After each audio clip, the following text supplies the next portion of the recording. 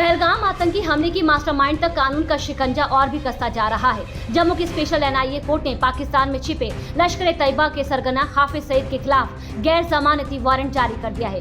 2 दिन पहले ही एनआईए ने इस मामले में सप्लीमेंट्री चार्जशीट दाखिल की थी, जिसमें हाफिज सईद को व्यक्तिगत तौर पर और लश्कर-ए-तैयबा के साथ साथ उसके प्रॉक्सी संगठन टीआरएफ के प्रमुख के रूप में आरोपी उन्हें बनाया गया है। एनआईए का कहना है कि पहलगाम हमले की साजिश पाकिस्तान से रची गई और हाफिज सईद गिरफ्तारी से बच रहा है। ऐसे में कोर्ट ने एजेंसी की मांग स्वीकार करते हुए उसके खिलाफ गैर जमानती वारंट जारी कर दिया है। जम्मू की एनआईए अदालत ने हाफिज सईद के खिलाफ गैर जमानती वारंट जारी किया है।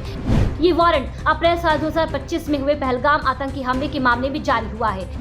इस हमले में 26 लोगों, जिसमें ज्यादातर पर्यटकों की जान चली गई थी। जांच एजेंसी एनआईए ने हाफिज सईद को इस हमले का मुख्य साजिशकर्ता माना है।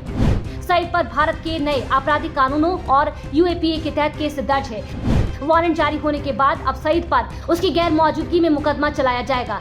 नए कानून बीएनएसएस के तहत आरोपी के न होने पर भी केस चलाने की अनुमति है।